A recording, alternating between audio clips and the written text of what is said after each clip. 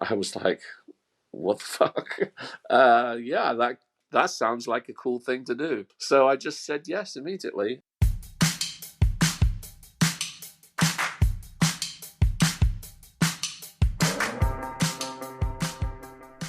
Welcome to another episode of Live Through That. I'm your host, Mike Hipple, and on this podcast, we'll dig a little deeper into a pivotal moment into the lives of some of my favorite artists from the 80s and 90s. And this week, I'm very pleased to let you know that we've got Simon Raymonde on the show. He was one-third of the incredible band Cocteau Twins, and he's got a new memoir out now called In One Ear. If you're in the UK, it's available right now, but if you're in the States, you'll have to wait a little bit for the release here. We had such a great conversation that I'm going to break this episode into two. On today's episode, Simon tells us about the happy accidents that brought the Cocteau Twins together.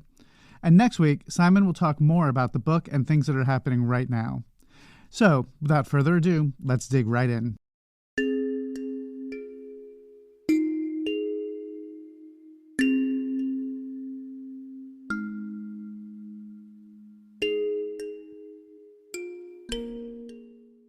Well, yeah, I'm sure I was lucky. I could look at the million times in my life where I've been lucky in getting something happening, but I think there's a lot of it's about being in the right place at the right time, isn't it? So, yeah, this is like 1980. I'm living in London, just round the corner from the Beggars Banquet record shop. I go in there probably every day, and it's a tiny shop. So literally, you could probably fit 20 people in the shop at one time comfortably. So it's small. It's not a million miles away from the shop I have here in Brighton. So it's a tiny little record shop, but it's a very significant one because, in this period of music, the post-punk days, indie record stores in major cities are important places to congregate for music fans to find out what's coming out. Because how else nowadays you've got every piece of information you could ever want about releases coming at you. Back then, you didn't. You had The Enemy, Melody Maker Sounds, record shops, and John Peel. Right, and that was it. There wasn't anything else. So if you were interested and obsessed with music like I was, then you would be going into your record shop to discover new music literally every day. And that's how I discovered all the stuff that I ended up loving and buying. So yes, how do I get a job in a record shop like that? Well, I didn't think too much of it, because when I went in there every day and the guy became sort of almost like a friend, and after a while he was like, why don't you just, more about this stuff than I do. Why don't you just come behind the counter and actually help me, rather than standing over there and telling me all those things, telling me all this stuff I don't need to know. So I guess just to make his life easier, he offered me initially actually it was a Saturday job. So I went in there, just started Saturdays, and then after a couple of weeks he said, this is great, like it's so good having you here, why don't you come in here and work full time? So I didn't really sort of think, wow, this is the dream job. Although now I'm looking back on it going, wow, that really was the dream job. At the time, I was just like, oh, great, I've got a job because I have rent to pay and, cigarettes to smoke and beer to drink. How am I going to pay for it? So, I was very excited to get the job, put it that way. Now, the unique thing about this shop, as opposed to another shop, is that three very unique labels are housed in the office above the record shop. So we've got 4AD, which obviously in later days becomes very important in my life. Situation 2, which became very important in my life maybe just a few months later. And another label called, what were they called? Well, Beggars, the Beggars label, who were releasing stuff like Bauhaus at that point. So the only way you could get up to the record shop, the record label, was by walking through the record shop. So it was quite a unique shop in many ways, because all the artists who would, by the very nature of the business, need to come and visit the record label from time to time, they would have to walk through our shop. So it's quite unique. In that period of time, we were only open, the shop was only open for a couple of years, But during that period, every week, somebody kind of cool or famous would be walking through the shop on their way up to have their meeting. And of course, for a little fanboy like me, that was like, wow, this is so exciting. For example, I was a massive fan of The Associates. Billy Mackenzie was one of my favourite singers in the world. The Associates, I'd seen them several times already at gigs, and this guy had the most amazing voice, and I was buying all their 7 inches, and their music was released by Situation 2, one of these labels upstairs. So I'm in the shop one day, and Billy Mackenzie walks in looking absolutely like $1,000,000 with this beautiful suit on, his little jaunty cap, and with two beautiful grey whippets, one in either hand. And he asked me, because he knew that I worked in the shop, he just said, would you mind walking the dogs around outside for a half an hour, because I need to go have this meeting upstairs. So I'm like, wow, yeah, it'd be an absolute honor. So I get to walk Billy's dogs while Billy goes and has his meeting upstairs. And, I'm going home at night of telling my friends, I just walked Billy Mackenzie's whippets. I mean, yes, I'm working in a record shop. That's very cool. But man, I got to walk the dude's whippets. It was, lots of little things like this would happen on a weekly basis. You'd have bands walking through. Sometimes it wasn't. I mean, I remember one time when the Associates came in with a test pressing of their latest release. Or I can't remember which track it was. I think it might have been Q Quarters, which was a 7-inch they put out on Situation 2. And they wanted to listen to it before they went upstairs to the label to say whether they approved it or not. So Billy came behind the counter and took off whatever we were playing in the shop to a crowd full of to a shop full of customers, I should add, and just sort of puts the test pressing on the turntable and starts playing it like super loud volume when it sounds amazing, but he doesn't like it at all. He's really unhappy with the cut, and he just literally rips it off the turntable and kind of throws it like a frisbee across the heads of everyone in the shop. And it was just like, what the fuck? It was really funny. Well, not funny, but like kind of a moment you don't forget in a hurry. It was in this environment that he met his future bandmates in Cocteau Twins, Elizabeth Fraser and Robin Guthrie, an event that was a pivotal moment if there ever was one.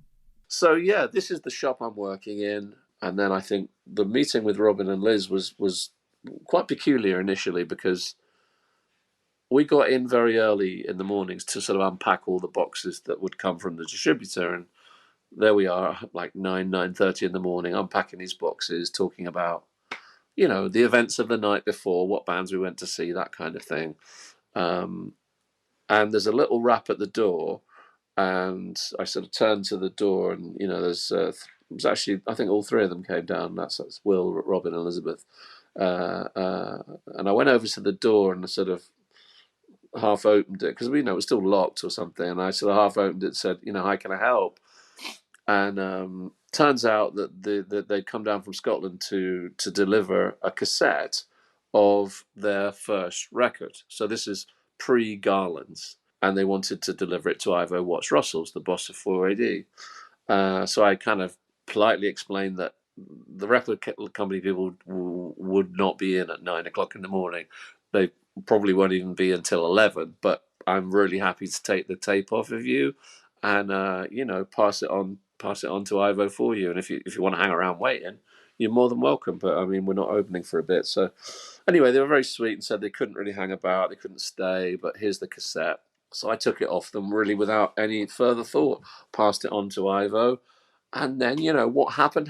They got signed by the label, they made the record came out.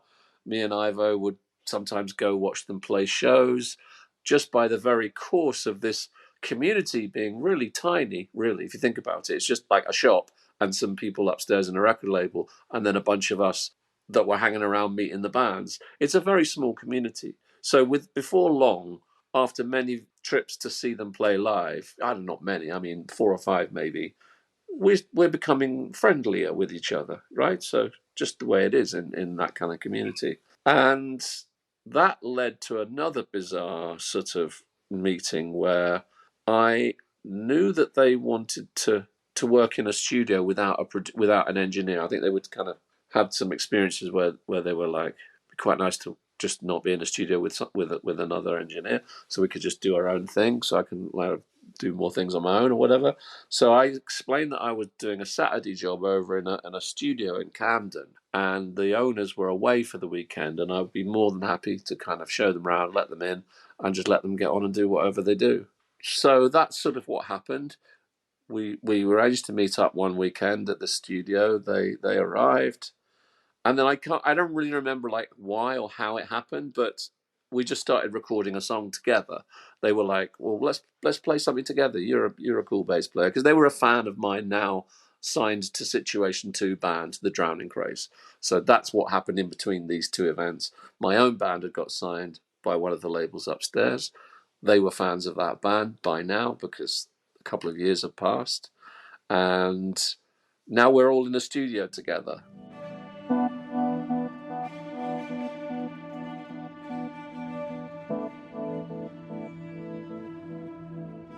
Robin and Liz are now just a couple. The third person that was previously in the band has left, so they've put out Head Over Heels in I think 1982, I think, or maybe early 1983. And I'm happy with my band doing my thing. They're happy doing their thing. But now we're in the studio, and Robin's saying, "Let's do something together," and I'm like, "Oh, okay, I guess we could." So we wrote something together. We just sort of came together in literally a matter of minutes. It was a fantastic day. Liz loved the music that me and Robin had made. She'd gone out to get some food and came back, and she heard this piece. This piece is now is now been released. It's called Millie Millinery. It was the first song we ever wrote together. But then that recording was the song. It was the recording that actually came out in the finished version. So I guess they went back to their life, and I went back to mine, and didn't really think too much more of it, other than what a beautiful day that was, And then a few weeks later, I got a phone call from Robin just to say, "Hey, we really loved that session we did with you, kind of in Camden the other week there, and we've been talking, and Liz and I would love you to come and join the band and make a record with us in Scotland." And I was like, "What the fuck?" Yeah, that sounds like a cool thing to do. So I just said yes immediately, and the rest, as they say, is history. But Simon was already in a band, The Drowning Craze. Was it hard to leave that band? No, it was dead easy. It was dead easy because we were going through some issues. Like, by the point that Robin actually called me, I was like having some second thoughts about it. We'd started off great. We'd put one single out with Situation 2 with this girl from New York called Angela Yeager. And it was great, but unfortunately she had to go back to art school in New York and didn't stay in the UK very long. So we got off to this great start. We got Single of the Week in The Enemy, Single of the Week in Melody Maker, and I thought, oh, Sounds. And I thought, wow, we're really on the way here. But her leaving sort of put us in a bit of a hole. We eventually got a different singer, a guy called Frankie Nardiello from a band. He's now in a band called My Life as the Thrill Kill Cult, which is cool. But back then, the record label guy brought him over from Chicago, and we made a couple more singles with Frankie as the singer instead of Angela, and it was cool. But I don't know whether I was just not totally sure about how it was going, whether the direction was quite the way I wanted it to be going. And then this thing with Robin and Liz, I guess it just sort of made me see that, maybe there's some other better things on the horizon. Who knows? So I didn't really make a decision to leave, but I wasn't really doing anything active to progress that band further, propel that band further forward at that moment in time. I figured it might sort itself out, but then when this opportunity arose with Robin and Elizabeth, I just instinctively knew immediately that was the right thing to do, was to move away, and I think I know it was the right decision, because the guitarist of the Drowning Craze too was having second thoughts about it, and doing music as a career at all. I think I always knew I did want to do music as a career, but he wasn't so sure. So I figured, okay, this is right. I will take up the offer. Simon was entering an already existing band of two who were also a romantic item to boot. Did he feel like a creative third wheel? I think probably in the beginning I definitely felt a bit, I should imagine they felt a bit awkward with me now being in the room and contributing to the music and stuff. It must have been a bit weird to start with because they had somebody before, then they didn't have somebody and worked on head over heels all by themselves. But I mean, I all the doubts that I had in those moments in the studio where I'm like, gosh, it's just something kind of nervous about how this is. I don't know these people really that well, and we're in a residential studio, kind of living together for the next few weeks. I mean, you're bound to. I was only I was like, what, 20 years old. So, like, very young and just excited, but also nervous about this new opportunity and not wanting to blow it. So I just kind of played it cool, really, and just tried to contribute where I could and not get in the way and just let them feel comfortable with me being there. And I'm not sure how long it took. I'm not sure how long it took for that comfort to happen, or even if it ever happened. I don't know. You'd have to ask them. But I felt good about it, over time. Certainly, when you're contributing parts to a band when you've not hitherto done it before, you just have to you just have to get stoned and not worry about it and just get on with it and enjoy yourselves and be up for the crack, and that's how I tried to do, really try and fit in. And I eventually grew into it for sure. Over the years, I became much more confident with my place, and I never thought of myself as the new boy anymore. Although it did take a while because it would. They're a couple. They're very close. They're very private. So yeah, for sure, it wasn't straightforward. But then I doubt it ever is for anybody joining a couple in a band. Cocteau Twins were on the famed 4AD label and seemed to be one of the bands that exemplified the label's sound. Personally, if I saw a record and it came from 4AD, I would pretty much buy it right away. You kind of knew that it would already be great. It felt like all the bands had a certain sensibility about them, and in my head, I thought that all the bands were just hanging out in the 4AD clubhouse or something. I was curious if this is really how it was. Yeah, I mean the image of it was very clever, and it was whether it was preconceived, I don't know. But like I think everyone thought, wow, this like amazing community of all these super talented people hanging out together, putting these records out, like this Mortal Coil stuff on this cool label. Wow, what an amazing thing! Yes, in many ways it was. Maybe more so as time goes by, one tries to look back on it as a sort of romantically nostalgic thing that was very beautiful. But it wasn't always like that. And we were such, we were so private and so inarticulate at this point in time, even with each other, that we didn't have like great friendships with all the other 4AD bands. We were on good terms with them. A couple of the bands like Diff Juzz we were super friendly with. Wolfgang Press we were friendly with, but not all of them. We weren't all hanging out together and going out for drinks. It wasn't really like that. Everyone was just busy getting on with their own careers, and you'd see each other at gigs and say hello, and everyone knew who everyone was, I guess.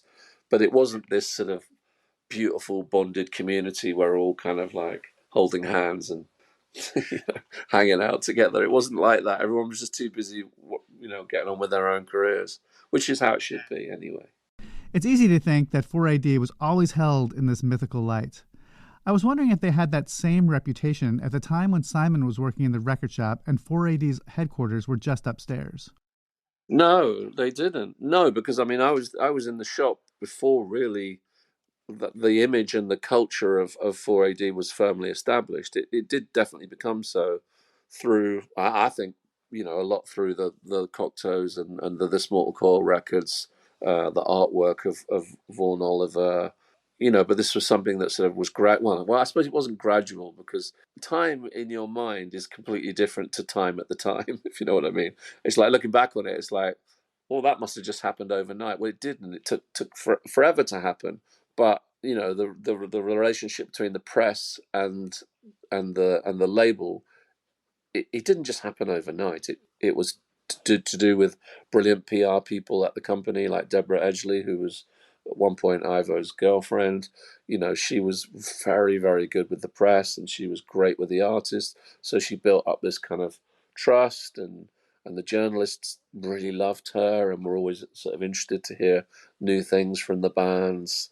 So I think it was just sort of very well managed, I don't know if it was sort of planned that way or whether it was just the time, post factory and post, all that kind of stuff where people are maybe just looking for something beautiful and special to get into. And for sure, they did release some amazing records. But at the time in the shop, no, I couldn't have possibly had any idea what it would become, because the identity of 4AD back then was quite different to how it was even just a couple of years later. It had an identity, but it wasn't like, oh my gosh, look at this! This is so beautiful. It was all quite minimal and not firmly established yet. I only think once Vaughan Oliver was in place as the in-house designer, then I think that culture kind of hit home to more people. With things like Ultra Vivid Scene or Color Box, or and the eclectic nature of the releases sort of was something I think people really enjoyed, because it maybe in the beginning, the first few years when I was in the shop, it wasn't really like that. Cocteau Twins left 4AD after releasing their 1990 album Heaven or Las Vegas. How did that come to be? A gradual deterioration in the relationship, I think it would be safe to say, is how one would best describe that. And there are millions of reasons for that. I'm sure, people that break up in their relationships with their partners, is not really one thing that goes wrong just on a certain day. It's a number of things that gnaw away at you, and this didn't get resolved, and that didn't get resolved, and this didn't get spoken about properly, and it just sort of left a bad taste in the mouth, and a number of things. And it would be hard to sit here and say, oh, the whole time with 4AD was just a disaster. It wasn't. It wasn't at all. I would say most of the time with 4AD was really positive. And weirdly enough, our relationship with 4AD right now is brilliant. But I mean, that's 40 years hence, so that's not exactly relevant to this conversation. But the leaving part was, I don't think anybody wanted to really leave. I don't think I ever wanted us to leave. I don't really think we wanted us to leave, but it was a bit like a poker hand, where once you sort of trying to get what you want, you need to go all in, or you cash out. And I think because of the kind of people that we were, we sort of had to go all in. And another thing to mention is that prior to Heaven Las Vegas, we had managed those previous sort of 7 or 8 years without a manager of any kind. So we was doing everything ourselves right through the most significant development of the band. So all those decisions and all the trouble we got into financially, we were sort of managing it all ourselves.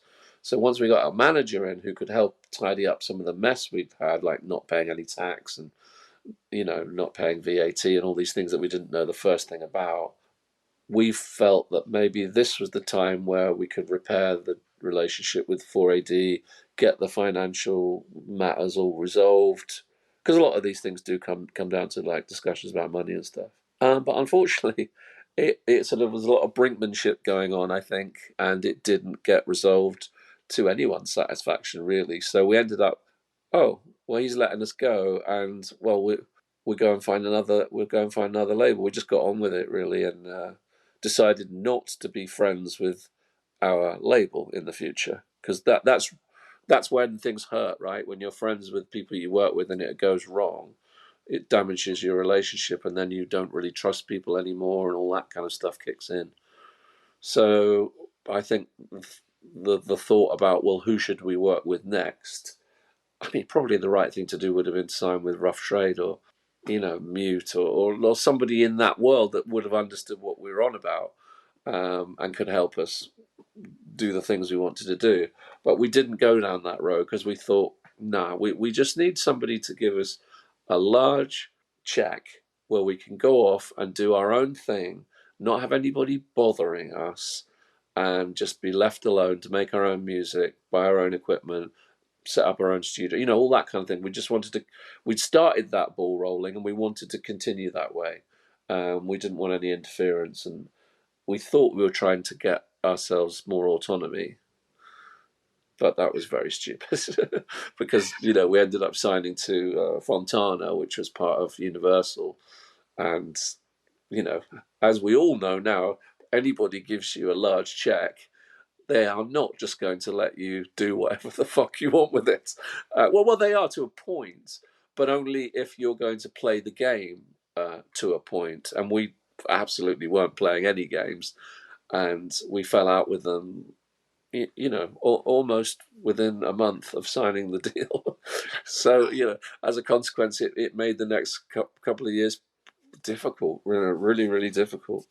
So that was when we decided to set up our own label, Bella Union, to put out our next album. But at that point, I think Elizabeth probably quite correctly decided she'd sort of had enough of it all, and because by this point, the Robin and Elizabeth had long been broken up. They broke up just after Heaven Las Vegas. So we had another 4 or 5 years of making music and dealing with the world without them being a couple, which I suppose when you look back at it now is quite weird. I think with most couples who'd been really strong together for that period of time, if they broke up, probably the band would have broken up as well. So it is a bit of a mystery why we stayed together. It was not really a mystery. I think we all cared about the music so much that it was probably the only thing in our lives that was actually good. That's probably why we did. But in 1997, Cocteau Twins did, in fact, break up. It's definitely going to kick you in the guts for sure. Even though I maybe was half expecting it when I took the call from Les, and whilst it sort of did upset me for a minute, to think that this huge part of my life was no longer. Whether it's in my makeup or just through so many things coming out of adversity and trying to deal with things, I didn't dwell on it, and I just thought, okay, well, that's that. Now what the fuck am I going to do with my life? So we had just recently set up the label, not, of course, with the intention of putting anybody else's music out, but our own. But now that wasn't possible. The option of putting a record out or two, given that we had this beautiful recording studio that we'd now moved into, it was like, well, we've got this place, I guess we should just put a record out and see what happens. And that was the thinking. Just do something, do something rather than nothing. So that was the thinking, and I guess I haven't quite worked out how 28 years later I'm still doing it, because I don't like record labels really, and on the whole. So it is a bit of a mystery why I'm still doing this as a job. But I guess I must be all right at it.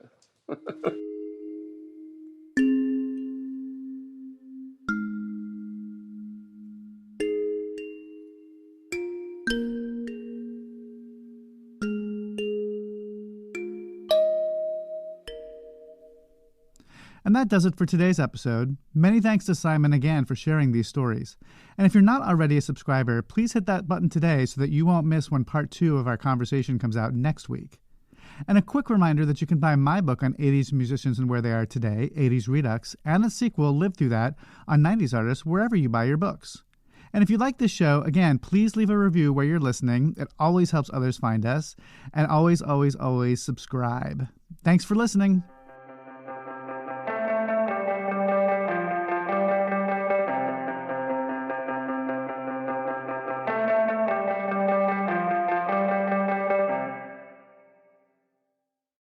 Hey, this is John Moses and Tyler Morrison for the Fight Stories podcast. And we want to welcome everyone from Pantheon to check out the podcast that goes from pros to average Joes. We got MMA champs, boxing champs, NHL tough guys, funniest comedians in the world, and of course, stories from guys like your drunk Uncle Tommy on Thanksgiving. That's right, because we're the voice of the streets, and we want to hear from you guys, because what's better than hanging out with your crew and reliving the old glory days? Stories like Rigby, who put that guy's head through a popcorn machine in front of his 5- and 6-year-old son while eating chicken wings at the bar. It doesn't get any better than that. Everyone has a fight story. We want to hear yours.